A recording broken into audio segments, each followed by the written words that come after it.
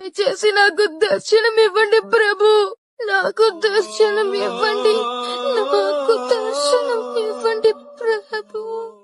చూడు, నన్ను పిలిచావుగా, నేను వచ్చేశాను. భగవంతుణ్ణి కాను, దాసుణ్ణి.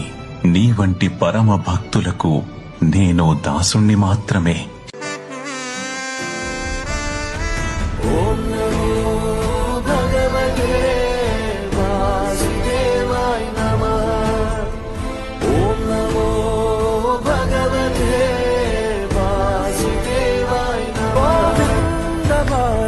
జయ జయ ఈ జగతికి మూలం నీ దయ, నీ దర్శనముంది వెలిగిన జ్యోతి మనసున చిన్మయ.